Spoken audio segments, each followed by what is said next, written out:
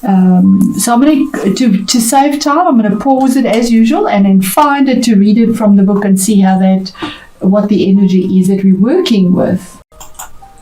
Okay, Aries, I've got it here. And wolf is about the shadow side, obviously, as well, intuition and learning. And yes, the third house is about learning as well, study. But remember, it always the yin and yang sign is the other side of the third house is the ninth, which is also education and higher learning, your belief system, things that are changing. So learning definitely comes into this. So the meaning is when it is the right way around, but I will read both because it makes more sense, and we are dealing with both ends of the eclipse. So the meaning of wolf, the way it's pronounced in this druid animal deck is foil, and it says that the wolf brings a strong sense of faithfulness, inner strength, and intuition. But the wolf brings learning too. Sometimes you need to cross barriers, to take risks, to go beyond the limited compass of normal behavior in order to learn and grow. Although crossing these boundaries may seem unattractive, even painful, you need not fear the inner power and strength you feel when you spend time alone. Come to know your deepest self, and even in the darkest places you will find courage and spiritual companionship. Now, how amazing is that? That would resonate because that's the right side to obviously your the other end of Gemini, which the opposite sign is Sagittarius, and that would be your ninth house, looking at it prospectively from the sun, moon, or your rising sign. The reverse, meaning which is how it came out, and which would resonate with where the eclipse is in Gemini, and that is, you may need to come into a new relationship with your sense of aloneness in the world. Behind a fear of loneliness may lie a fear of your own inner strength, fierceness, and power. Learn to trust this and to come to know your deeper self. Through dreams and intuitions, you may come to learn more of the hidden side of your being, which is sometimes called the shadow.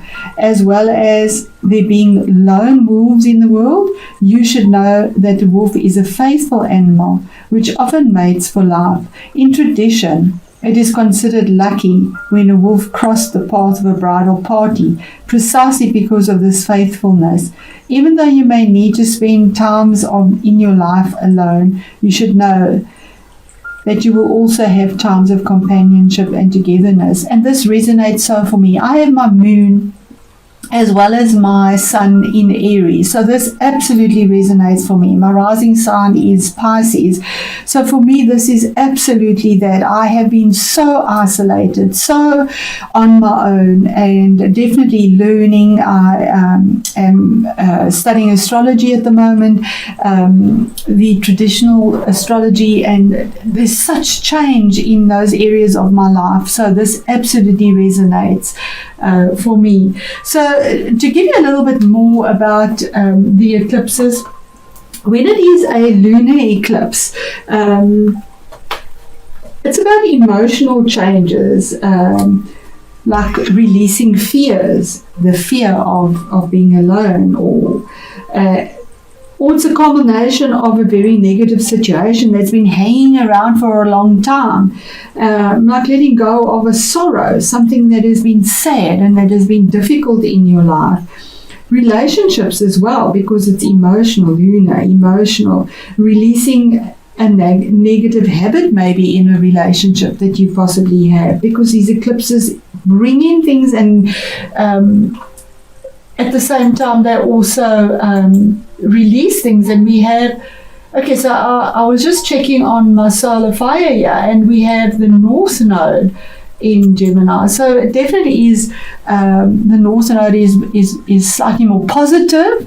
It's where you're going, where you're growing, and releasing attachments or releasing an attachment would possibly be a thing that is felt on the inside because it's a lunar. And the third house deals with, because it is lunar, it would be dealing with thoughts and styles of thinking, how you learn, relationships with siblings, maybe that would come up or be important. It is a north node, it's not that much releasing, or your cousins and your neighbors. Third house is about your mentality as well, your duality, variety, and adaptability and intellect, because it is Gemini. Gemini is ruled by Mercury, which is that flexibility and adaptability. And then the duality, the other side of it, the ninth house, is your attitude towards your future, your spiritual belief systems that have been changing, your morals and your ethics, how you expand, because that's the house of Sagittarius for you, Aries, and that's ruled by Jupiter. So there's that expansion, freedom, manifesting, and also relationships with foreigners. That could be a thing that comes in your higher mind, your studies, studying astrology. Astrology falls into the ninth house, ideals, visions, wisdom, and you want to know the higher meaning of life and what is beyond your individuality, and that very much is to the fore here. So we start off with the beginning of the month, should I say, and that's the middle of the month, probably the 13th of November, and then the end of the month from there onwards. So here we have the Six of Wands starting off with. This is about being recognized for something, having had to go to war and come back victorious, something that you've battled, something that's been there in the past, that's been there for a long time.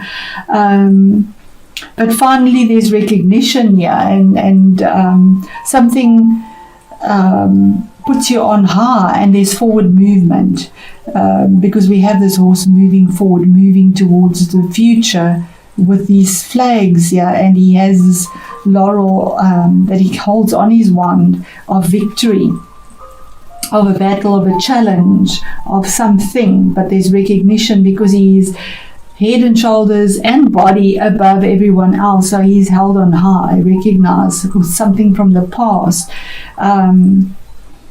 Then we have a choice that had to be made here, Two of Wands, where you were at a crossroads, almost feeling like, which way do I go? Because either way, there's a mountain to navigate there. You can't see the future. There you can see, but it's also blocked. It's just not easy to see where you need to go.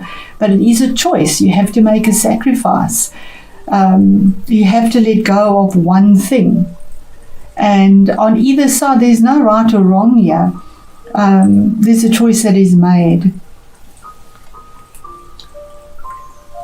It could be a choice with regards to career, to some situation that you have a victory over, that you've been battling in the past that has been really difficult, that hasn't given you much choice. You've actually been stuck there, and you haven't been able to make the move.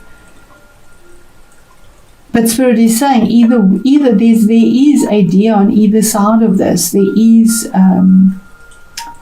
strength on either side of movement to move forward with that fire energy. Fire reaches up. Fire has no boundary.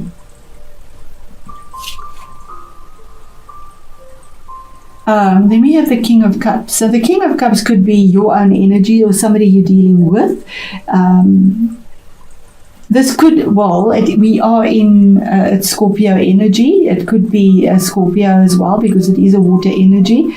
But it could be either of the water signs, Cancer as well as Pisces.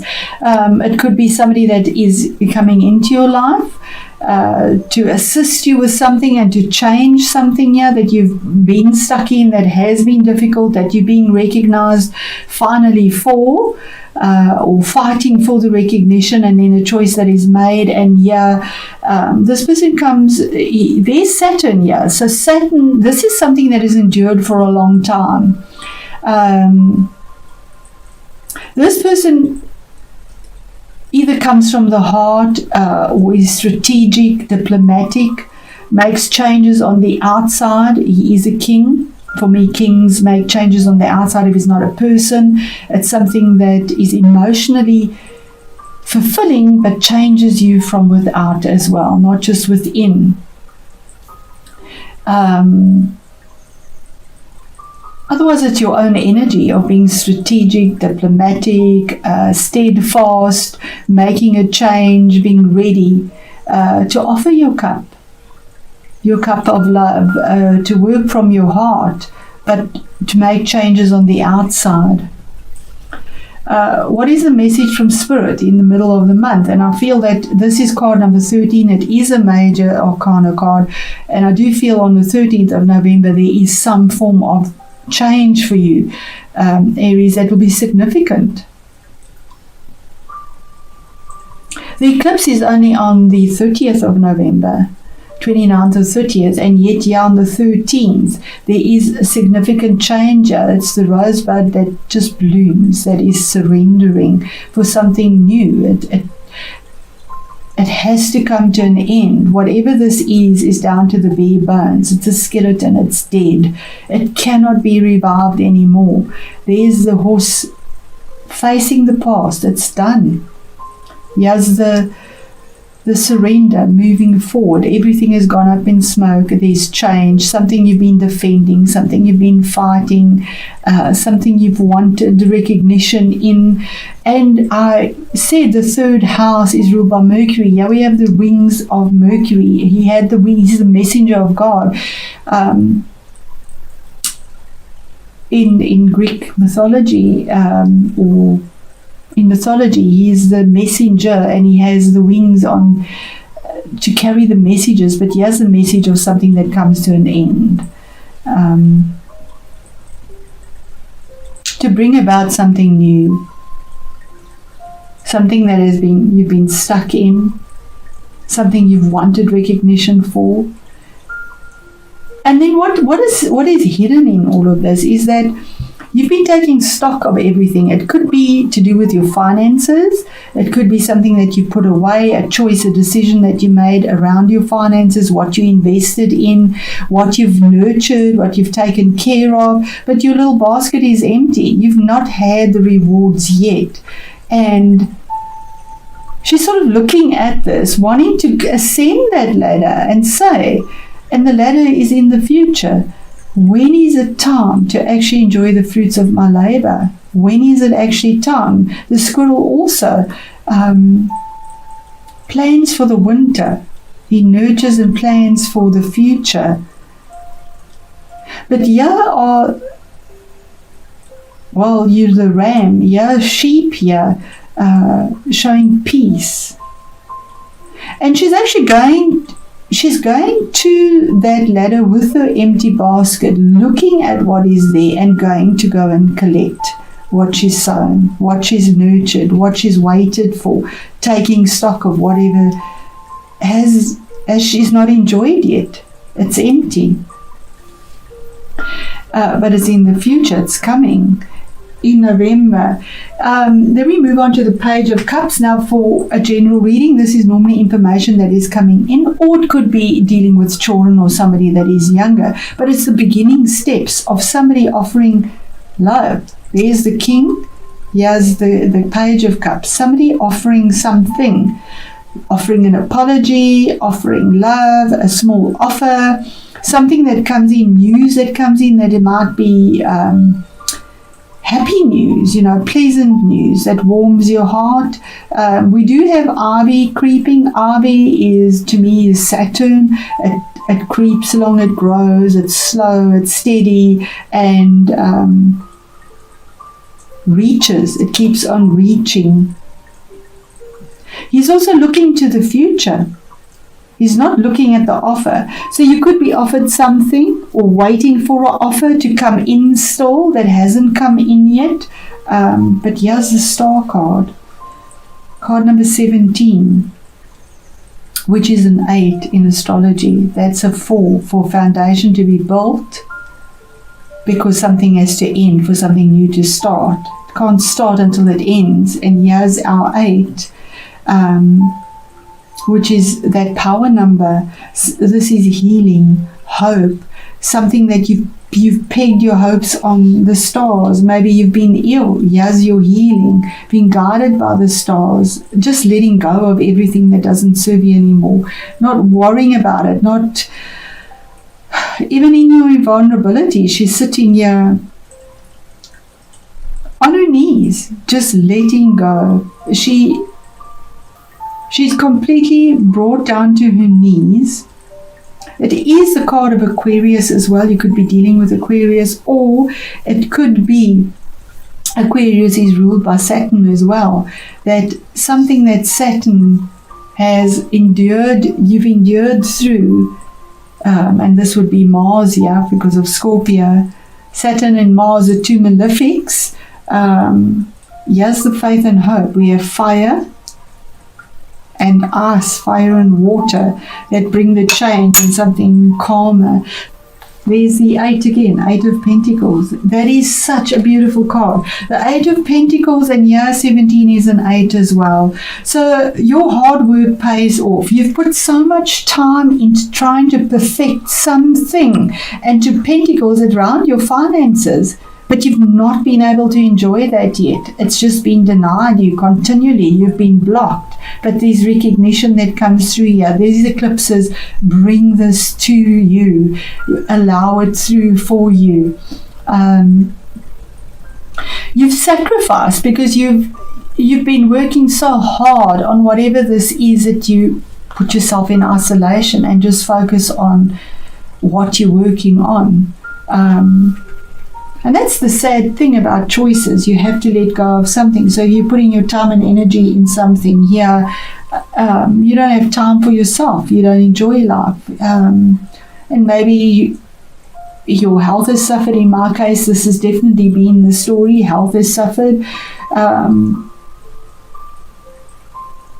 To the point of where it's even difficult for me to do what I love to do. And I think a lot of Aries are having that as well. It could also be all this corona nonsense that's going on. I say nonsense because I'm so over it. I think we all are. This year, 2020, double judgment year, as I called it, is just a year that has been horrendously difficult for everyone on every level of their life. But somehow, through all of this, Spirit brings us an awakening. And Aries, apologize if this is long. There we go. Synonymous. That was something that was manipulative, deceitful, hurtful, something. It's the devil card. Something in your past, that somebody did something to you. You self-sabotage yourself. You know, all these cards are the shadow side of ourselves as well. Where you were asleep and didn't realize. You were caught up in something. You were tied to something. But here's recognition and setting yourself free finally from something that has kept you bound to something that is just destroying you from within and without. Having the strength to get through this.